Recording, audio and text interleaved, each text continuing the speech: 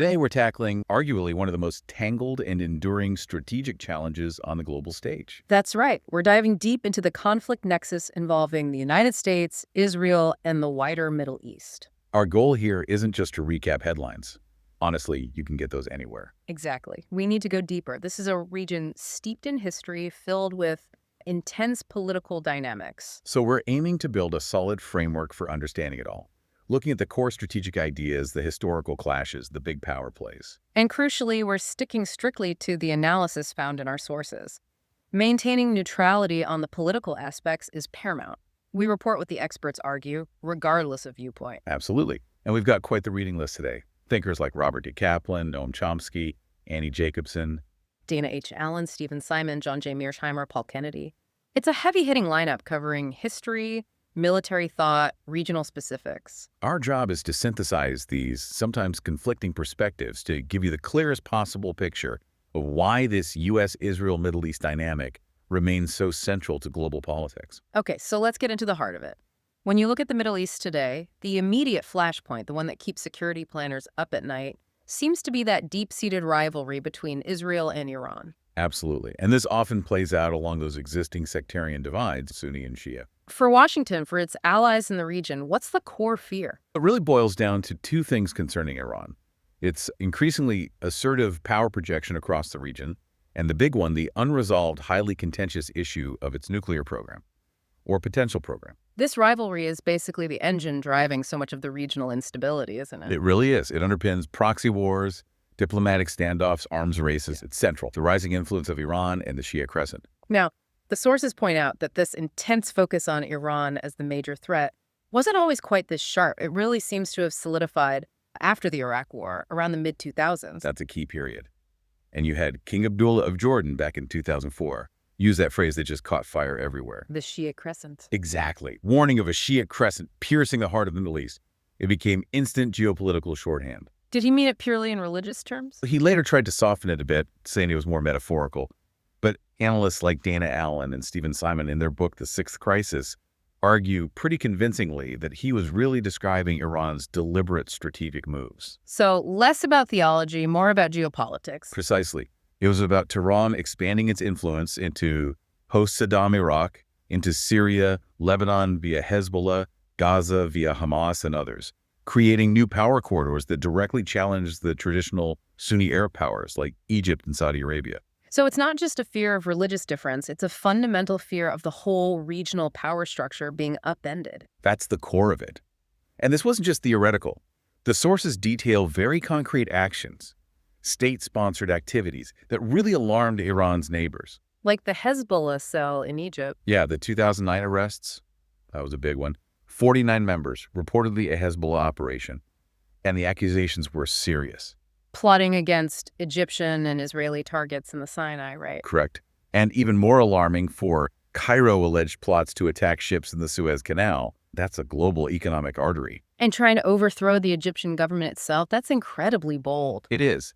And according to Allin and Simon, incidents like that really cemented the view in Cairo and other Arab capitals that they were facing a sustained, state-backed campaign of destabilization, often using proxies like Hezbollah. You can almost feel the indignation from the established powers. There's that quote from the Egyptian foreign minister at the time, Ahmed Abul-Gait. Oh, that's a powerful one. He said, Iran and Iran's followers want Egypt to become a maid of honor for the crowned Iranian queen when she enters the Middle East. Wow. Maid of honor for the crowned Iranian queen. That frames it not just as rivalry, but as a struggle against potential subjugation. Egypt refusing to be second fiddle. Exactly. It captures that sense of wounded pride and, frankly, fear of being overshadowed by a rising Persian power. And understanding this helps explain something often overlooked. What's that? Why some Arab states, despite historical animosity towards Israel, often find themselves quietly aligned with Israeli security concerns when it comes to Iran. They see a common threat. Okay, that makes sense. But to really get a handle on Iran's challenge, we need to look inside Iran, too, at its system of government. Yes, because it's unique Yeah. and often described as having inherent tensions. What makes it so challenging, structurally speaking? The Sixth Crisis describes it as this surprising, almost paradoxical mix of democracy and theocracy. They have elections, sometimes quite competitive ones, real campaigning, debates, public criticism of policies, genuine democratic elements. There's always a but with Iran's system, it seems. The but is the doctrine of velayat ifaga, the guardianship of the jurist. Explain that. How does it undercut the democratic side? Essentially, it holds that the state must ultimately be guided by religious law, interpreted by the most qualified Islamic jurist, the supreme leader. This figure has the final say on all state matters: foreign policy, domestic laws, even the eligibility of election candidates. So the elected president, the parliament, they can propose and debate, but the supreme leader holds a theological veto over everything. Exactly. It creates this permanent structural tension. Popular will expressed through votes, but ultimate authority rests with an unelected cleric and the bodies he controls, like the Guardian Council. A system designed to check pure democracy. Yet the sources mention that even within these constraints, there was a surprising amount of open debate, especially before the controversial 2009 election. There was. It's noted that opposition candidates openly hammered President Ahmadinejad back then. They criticized his crude posturing on the world stage. And they went after specifics, like his Holocaust denial. Yes, explicitly calling out his Holocaust denial and his dismissive attitude towards UN resolutions against Iran. The fact that such pointed criticism was voiced openly within the system highlights that real tension between the elected parts and the theocratic oversight. Okay, so if Iran's regional actions are one major source of friction, the discussion always comes back to the nuclear issue. And this is where the U.S. role, especially regarding Israel, gets really complicated. Noam Chomsky, for instance, consistently points out what he sees as a glaring double standard. It's a central point in his critique, yes. The contrast is stark. Iran signed the Nuclear Non-Proliferation Treaty, the NPT, which means its declared nuclear facilities are, in principle, subject to international inspections and monitoring by the IAEA, the International Atomic Energy Agency. Okay. And Israel. Israel has never signed the NPT. It is widely understood to possess a significant nuclear arsenal, but it doesn't acknowledge it officially. And crucially, it does not allow IAEA inspections of its Dimona facility where the weapons are believed to be produced. So one country is in the treaty system, monitored, however contentiously. The other is outside the system, unmonitored, but widely known to have the bomb. Exactly. And this asymmetry creates a huge diplomatic headache and security imbalance that Iran and others constantly point to. They argue it undermines the whole non-proliferation regime. Now, this is where it gets really fascinating when you dig into the history. The U.S. government knew about Israel's nuclear ambitions very early on, didn't it? Oh, incredibly early. We're talking 1960. There's a declassified intelligence estimate, SNIE 10860, that concluded plutonium production for weapons was at least one major purpose of the Dimona reactor Israel was building with French help. So Washington knew almost from the get-go, and by the late 60s, they were figuring out how to handle it. Henry Kissinger's role here seems pivotal. Absolutely. There's a famous 1969 memo from Kissinger to President Nixon. It's really the cornerstone of decades of U.S. policy. Kissinger acknowledged point blank that nuclear weapons in the Middle East would increase the dangers in an already dangerous situation. Okay, so they knew the risk, but the conclusion wasn't stop Israel or force inspections. It was something else entirely. Yes. His recommendation, which became policy, was clear. Our main object is to keep secret Israeli nuclear weapons. That established the whole doctrine of strategic ambiguity or opacity. Basically, don't ask, don't tell, applied to nuclear weapons. Why secrecy? Why not push for transparency or disarmament, given the acknowledged danger? The thinking, the strategic rationale, seems to have been twofold. First, openly confronting Israel on this would have been politically toxic, both domestically in the U.S. and in the bilateral relationship. It avoided a massive row with a key ally. Okay, the political expediency argument. What's the second part? The second was a perhaps optimistic non-proliferation theory.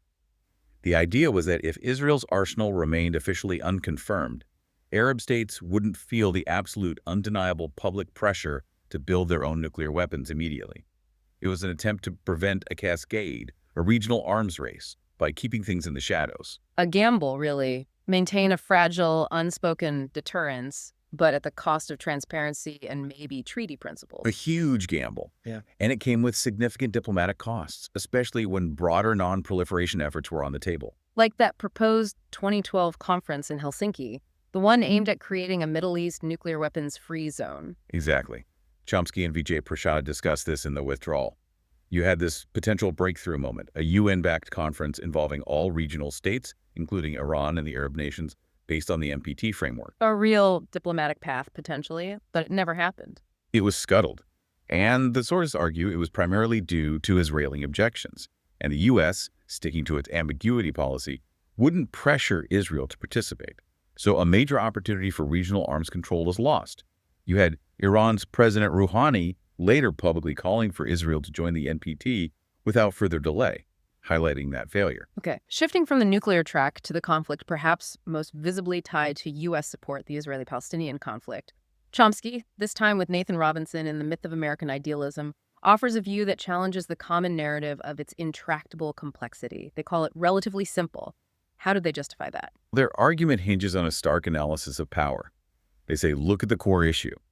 Territories, the West Bank, Gaza, East Jerusalem, under what they describe as a harsh military occupation by a major regional military power, Israel. And the key element for them is? That this occupation, they argue, is only sustainable because of massive ongoing U.S. support, military aid, economic assistance, and crucial diplomatic cover, especially vetoes at the UN Security Council. So in their view, the complexity is largely a smokescreen obscuring a fundamental power imbalance enabled by the U.S. That's the essence of their argument. The strategy they see at play is one of slowly establishing facts on the ground that the world would ultimately come to accept. Meaning? The settlements, the separation wall, the checkpoints, the control over resources, all the physical realities that progressively fragment Palestinian territory and make a viable independent state increasingly difficult, if not impossible. And the continuous U.S. backing allows this process to continue, they argue, largely unimpeded by international law or consensus. The sources also emphasize the human cost, describing Palestinians as often alone and defenseless, enduring brutal terror in some accounts. The implication being the conflict isn't unsolved because it's inherently too complicated. But because, in this view, the necessary international pressure for a resolution based on established legal frameworks is effectively blocked by the scale and nature of U.S. support for one side. Okay, that detailed look at the nuclear issue and the Palestinian conflict really leads us to a core strategic question about U.S. foreign policy itself. Why does the U.S. intervene so consistently in the Middle East, often seeming to prioritize idealistic goals over maybe cold, hard geopolitical stability? That's a huge question. And to understand it, especially in the post-Cold War era, we really need to grapple with the strategic doctrines that have shaped U.S. actions. John Mearsheimer, the political scientist, offers a really powerful and, frankly, quite critical framework in his book, The Great Delusion. Right. He talks about liberal hegemony. What exactly does he mean by that? It sounds almost like a contradiction in terms. It does, doesn't it? So, traditional realism in foreign policy, which arguably guided the U.S. more during the Cold War, is about managing power balances, being cautious about intervention, focusing on national interests narrowly defined. Okay. So how is liberal hegemony different? Mearsheimer argues it's what happens when a single dominant great power like the U.S., after the Soviet collapse, abandons that cautious realism. It adopts a foreign policy driven by liberal ideals, democracy, human rights, free markets. And the hegemony part. That's the belief that this dominant power not only can but should actively reshape the international order in its own liberal image. It's driven by a commitment to universal rights. So if the U.S. believes democracy and human rights are for everyone, everywhere, then it creates this powerful, almost moral incentive to intervene wherever those rights are violated. Suddenly, an internal issue in another country, how it treats its citizens, becomes a potential U.S. national security concern. Mearsheimer calls it a crusader mentality. That sounds like a recipe for constant intervention. Mearsheimer argues it leads directly, almost inevitably, to a policy of active regime change. Because if autocratic regimes are the problem, the logical solution is to replace them with liberal democracies. And this assumes that's possible, that you can just engineer democracy abroad. That's the core belief, or perhaps the core delusion, Mearsheimer identifies. The idea that foreign societies are malleable, that they can be subjected to successful social engineering from the outside to fit a Western liberal model. The goal becomes transforming other cultures, not just managing threats. So the interventions in places like Iraq or Afghanistan, from this perspective, weren't just about oil or terrorism narrowly defined, but about this grander ideological project of remaking the world, based on the conviction that spreading democracy will ultimately create a more peaceful, stable global order beneficial to the U.S. It's faith in transformation over realpolitik management. But this crusading impulse, as Mearsheimer calls it, has to run up against the reality of resources and commitments, right? This brings in the idea of overstretch. Paul Kennedy wrote extensively about this. Yes, Kennedy's The Rise and Fall of Great Powers provides that crucial historical context. He showed how, even during the Cold War, the U.S. took on immense global defense commitments. NATO in Europe, CENTO in the Middle East, alliances in Asia, defending territory from Spitsbergen to the Berlin Wall and beyond, as he put it. An enormous undertaking. And after the Cold War, did the U.S. pull back? Quite the opposite. Instead of retrenching with the Soviet threat gone, the U.S. effectively doubled down, becoming the sole global superpower, the guarantor of order almost everywhere. This included maintaining and even strengthening special defense relationships with countries like Israel, Saudi Arabia, and Jordan. That sounds exactly like the historical pattern of imperial overstretch. Kennedy described commitments eventually outstripping the economic and military power needed to sustain them, leading to relative decline. It fits the pattern perfectly. And when you look at specific interventions through this lens, like Afghanistan, the rationale gets critiqued quite sharply. Chomsky cites Abdul Haq, who is a respected Pashtun commander, genuinely anti-Taliban. Haq apparently believed the U.S. didn't invade in 2001 primarily to help the Afghan people or even just capture bin Laden. What did Haq think the goal was? He thought the main goal was for the U.S. to show its muscle and intimidate everyone, a demonstration of overwhelming power on the global stage. This goal was specifically attributed, in some accounts, to Donald Rumsfeld's immediate post-9/11 thinking. A show of force. That seems different from the idealistic goals of liberal hegemony, more like raw power projection. It suggests a potential tension, or maybe a blend, where the idealistic rhetoric masks or coexists with a more traditional great power impulse to demonstrate dominance and deter rivals through intimidation. And this priority on demonstrating force might explain another point. Chomsky makes the alleged dismissal of Taliban surrender offers early on. Right. He argues the U.S. didn't care about quickly gaining control over al-Qaeda leaders if it meant negotiating with the Taliban. The priority, in that view, was the spectacular military campaign itself, the demonstration of power, rather than a potentially quicker, quieter resolution through accepting a surrender. The show trumped the solution, perhaps. Okay, so if the intervention was partly about projecting force and partly about ideals, how did the story change 20 years later when the U.S. decided to withdraw? The contrast in rhetoric is really stark. Bob Woodward's book, War, captures President Biden justifying the messy withdrawal in 2021. How did he frame it? Even as the Afghan government was collapsing spectacularly, Biden argued it actually reinforced that ending U.S. involvement now was the right decision. The justification shifted entirely away from the success or failure of the U.S. mission itself. So where did the blame lie, according to that justification? On the Afghans.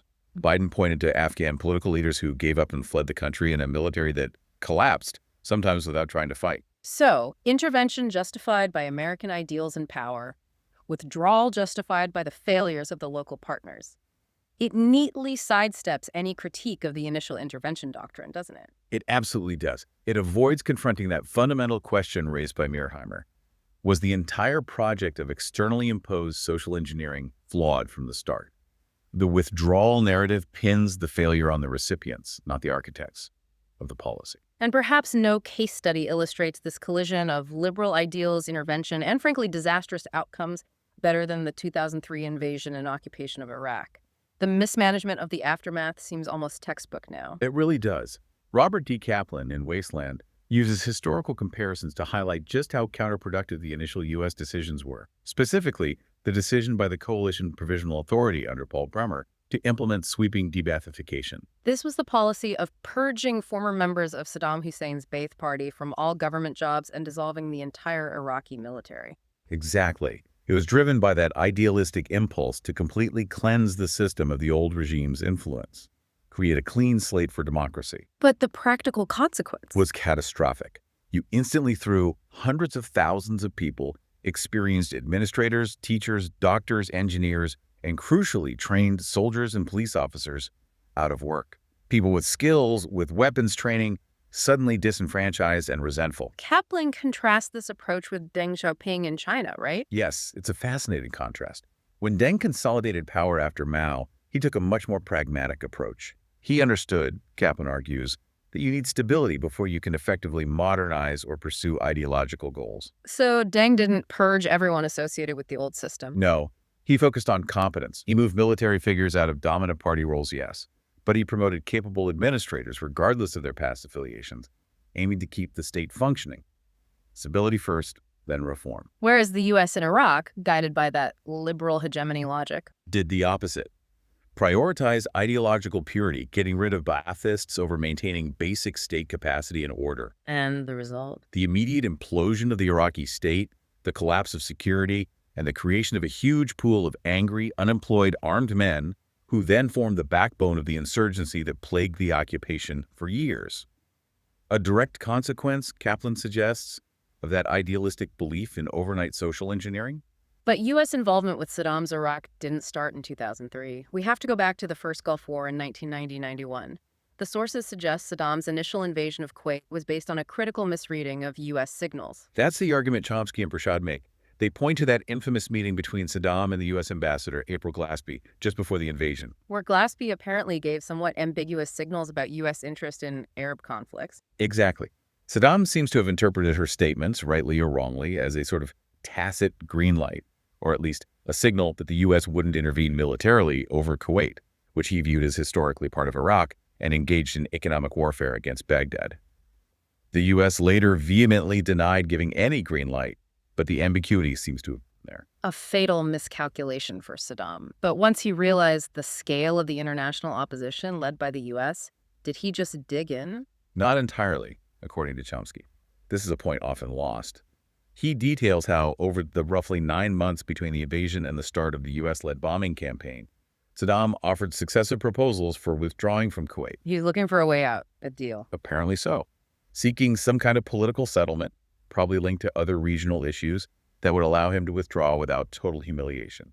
But the U.S., Chomsky argues, desperately wanted the war. Wait, desperately wanted war even when withdrawal, the stated UN goal, was potentially on the table through diplomacy. Why? The interpretation offered is that the Bush senior administration saw this as a unique opportunity. The Cold War had just ended. This was the moment to demonstrate overwhelming U.S. military power, establish its unchallenged global dominance in the New World Order, and decisively erase the Vietnam syndrome. A quick, decisive military victory served U.S. strategic aims better than a potentially messy, negotiated withdrawal. That's the argument. A diplomatic solution would have been anticlimactic. A crushing military victory would send a clear message globally and consolidate U.S. leadership. The demonstration of power was paramount. And if war was the preferred option, you need public support. This brings us to the propaganda aspect. Absolutely essential. The sources recall the intense campaign to demonize Saddam and build support for military action. The most notorious example being the story about Iraqi soldiers taking babies out of incubators in Kuwaiti hospitals and leaving them to die. A story later revealed to be fabricated, promoted by a PR firm hired by the Kuwaiti government in exile. Correct. It was incredibly effective propaganda, though. It horrified the American public and solidified support for intervention. Chomsky goes so far as to say the U.S. became about the only country where there was any support for the bombing of Iraq, partly due to the effectiveness of such narratives. Okay, fast forward again to the lead up to the 2003 invasion. The justification this time centered squarely on weapons of mass destruction, WMDs, and the rhetoric used was intense. Extremely intense. Steve Call in The Achilles Trap documents how the Bush administration framed the threat in 2002. There was that chilling line often attributed to Condoleezza Rice, but reflecting administration thinking that we couldn't wait for the smoking gun proof of Saddam's WMDs because it might come in the form of a mushroom cloud. Or, as Call quotes from administration rhetoric, the first time we may be completely certain Saddam has nuclear weapons is when he uses. That rhetoric basically eliminates the possibility of waiting for proof, doesn't it? It frames inaction as unacceptable risk. It completely shifts the burden of proof and lowers the threshold for preemptive war.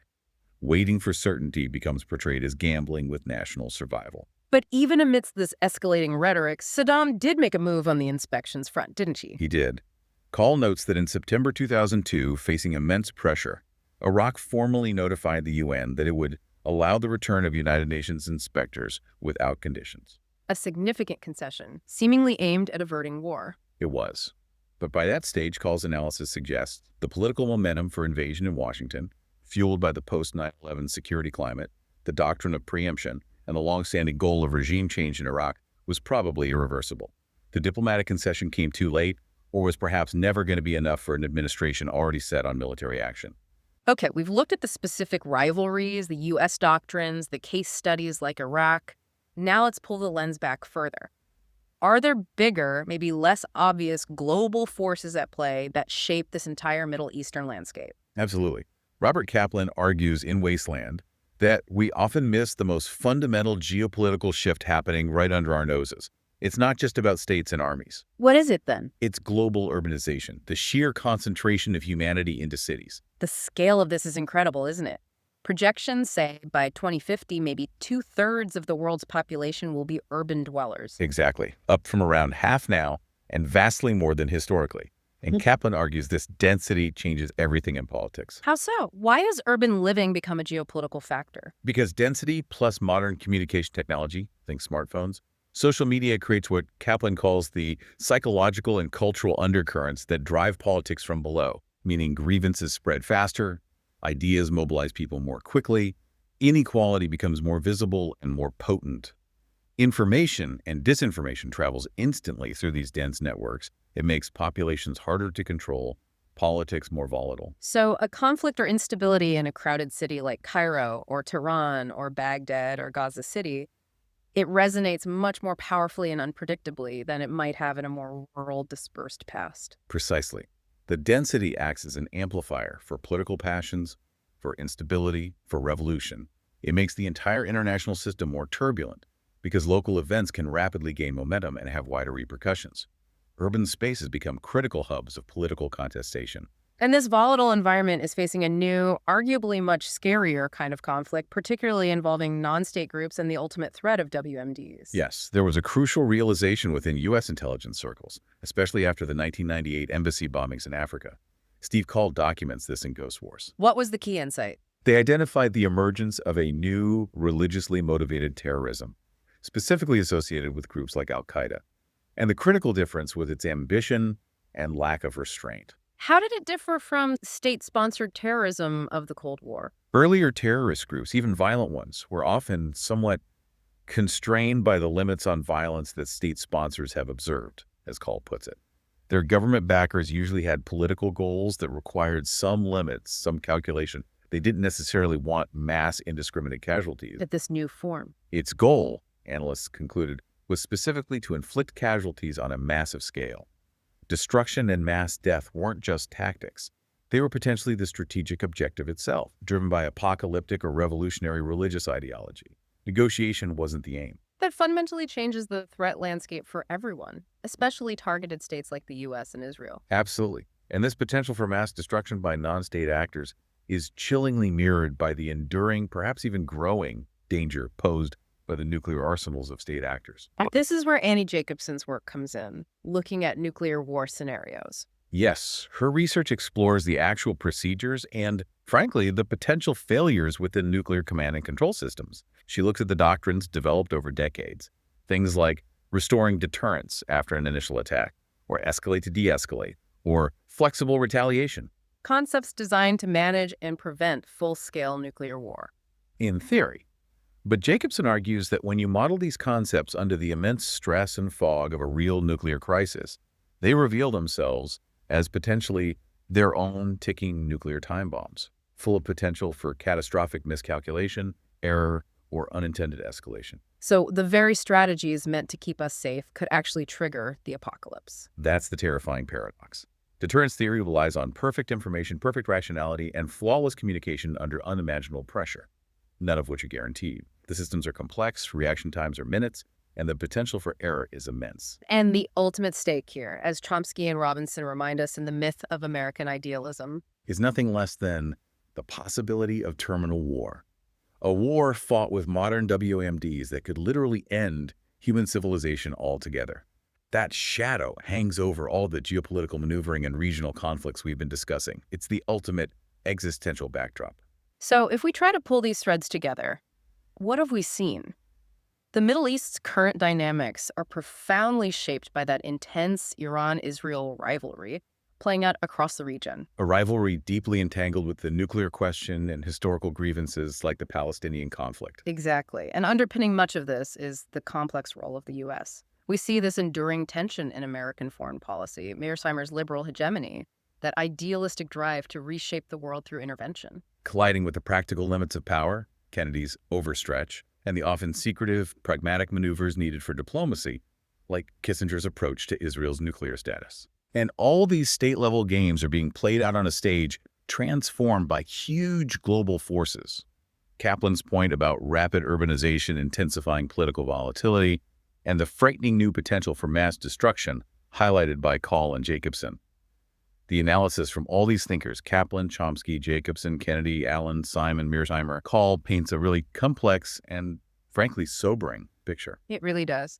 And it brings us back to that foundational U.S. policy regarding Israel's nuclear capability, that reliance on secrecy, on studied ambiguity, stemming right back to Kissinger's 1969 memo, Keep Secret Israeli Nuclear Weapons. A policy held for over half a century, based on denial and avoidance. Okay, so here's a final thought for you, building on that history and looking forward. Samuel Huntington, in his famous Clash of Civilizations thesis, talked about how the global arms dynamic shifted after the Cold War. It wasn't build-up versus build-up like the U.S.-Soviet race anymore. Right, he called the new dynamic build-up versus hold-down. Exactly. The West trying to prevent or hold down proliferation in non-Western states, while those states often push back, seeing it as their right to acquire advanced weapons. Huntington argued this hold-down strategy was ultimately likely to fail. Non-Western powers would eventually get these weapons. A challenging framework, suggesting the West can't indefinitely maintain its technological or military monopoly. So here's the question to mull over. If U.S. policy on Israel's nukes has historically been the ultimate hold-down strategy, relying entirely on secrecy and ambiguity, how sustainable is that in today's world? A world where global power is shifting, where regional rivals like Iran see that ambiguity as profound hypocrisy, and where proliferation pressures are arguably increasing. How long can that studied silence, that ambiguity, actually hold before it collapses under its own contradictions or becomes completely irrelevant to regional realities?